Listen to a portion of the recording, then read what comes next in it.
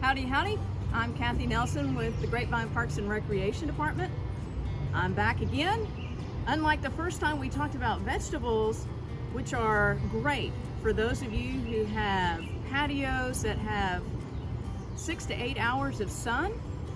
But for those of you that may only have 3 or 4 hours and you have a little more shade, but you still are interested in growing something in your container that you can enjoy, we have herbs today. And so I wish, number one, I wish you could smell the herbs that we have, because they're delightful. We have some parsley, and who couldn't do without more thyme, right? We're always asking for more thyme, and this is just wonderful, as well as some mint. So I know lots of us enjoy tea, we enjoy Italian food, and these are just really good herbs to have on hand every day, and they do well with, 3 to 4 hours of sun, preferably morning sun. So if you can protect these from the hot afternoon sun, that would be the best. And one thing that's good about containers is you can move it to wherever the conditions are best for your plants that you have planted. So some of you that saw the clip on the vegetable container gardening, I'm going to go over some of the same important things to do in prepping for herb gardening. So we have this large plastic black container. It's about 12 inches in diameter, and I believe this is about what we need to accommodate these 3 plants. And those of you who are love art and nature in general understand that odd numbers are always very delightful to the eye. Human nature appreciates things in odd numbers, so we're going to plant these 3 in this one container.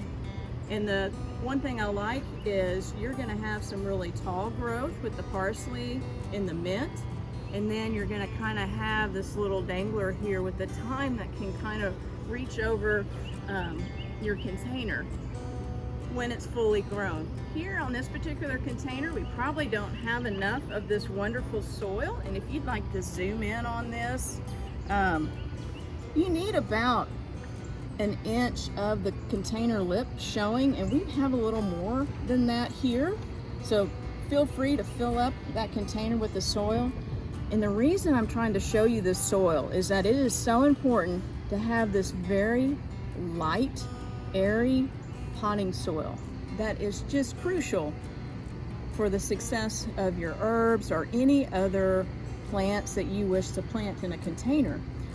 And any kind of soil that has potting in its title is what you should use. Not topsoil, but potting soil, because it does have a lot of peat moss, it has a lot of vermiculite in there, and some other light organic material that retains moisture, but also drains well. It doesn't stay wet, just moist. And so, just in case you happen to think that you have some good soil in your backyard or somewhere else, and you wish to go out and dig up a scoop and put it in a pot, I beg you don't do that. Please don't do that. And the reason I say that is because I've done it myself, thinking that maybe adding some of my own organic material to it would be just fine. And I failed.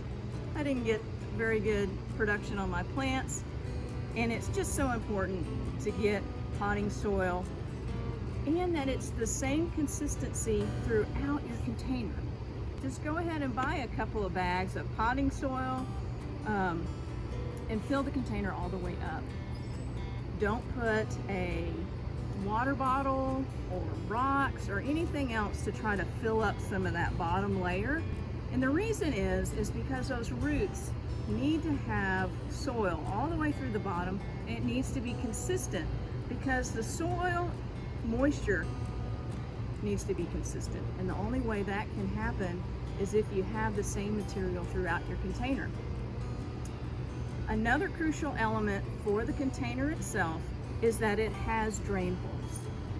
This one has a couple, and that's You know, I know these things are not the prettiest containers, but they already have drain holes in them. But if you wish to have a very decorative display of your herbs, vegetables, and you wish to use, you know, terracotta pots or wooden pots or metal pots that you might have, go ahead and make sure they have a drain hole. If they don't, you'll need to provide one. Highly, highly recommend that. Otherwise, you're gonna have wet feet for your herbs, your vegetables, and they will not do well at all. So now we're gonna go on to our herbs and how we should plant these herbs. So a lot of it is just kind of your, you know, taste on what you want. I do recommend that whatever you choose, that when you look at the tag of whatever it is you want to plant, that the light is consistent. You don't want to put an herb that requires 6 to 8 hours of sunlight with an herb that requires only 3 to 6 hours. And if you recall, I said if you could not expose them to afternoon sunlight, the plants will love you for it. They'll really do well for you. So what I'm gonna do is I'm gonna put my fingers on top and I'm gonna squeeze the bottom of the container to loosen it up. Then I'm gonna turn it over. I'm still squeezing the container, and when I lift this up, I can contain the soil. The plant won't fall apart on me. You'll see the roots all around, and sometimes, you know, if there's a lot of roots here, I just kind of help it out a little bit, spread it out. Then I will come into the pot, kind of dig a little space for it. And again, this particular example, the soil is a little low. You need to have it about 1 inch from the top. I always plant them a little bit high because they're always going to settle once you water. Kind of tuck them in there a little bit. You'll also notice that this mint has one of these decomposable containers. I have not had much luck with these containers where they decompose all the way. So what I'm gonna do, just from my own experience, and if any of y'all have been gardening for a while, you know, it's kind of like whatever you prefer. So I'm just taking this off, and I'm gonna put the mint down in here, dig out a little bit of piece of it, and again, kind of tuck it in. I'm planting it just a little bit high, knowing that it's gonna settle. Last but not least, thyme.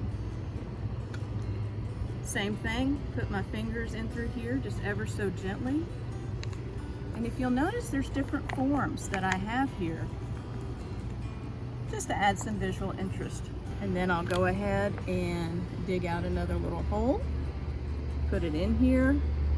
So because this is trailing, it might not look all that well at the beginning, but remember, these are small. These plants are gonna grow, and it will cascade out and look really pretty on your container. You'll need to fertilize it with a water-soluble fertilizer is what I suggest, possibly every 7 days. But go ahead and check it against the instructions that you have on the fertilizer bag or bottle that you have, and make sure that coincides with what the recommendations are on that container. Also, some of the potting soil that's available has its own slow release fertilizer. If that is the case, you will not need to fertilize as often. One tip about the soil and prepping the container is, before you plant, if you would have noticed when I was trying to show you the soil, and now I have it all underneath my fingernails, and it's a little moist, and that's because it was well watered before we started. And that is just another good way to make sure you have that consistent soil moisture throughout your container, is to go ahead and just soak it with water before you ever start planting. Then, once you're done planting, you can lightly water it. And now look what you have. You have some nice herbs to enjoy for the rest of your springtime and early summer. Thanks for joining us. Have a great day.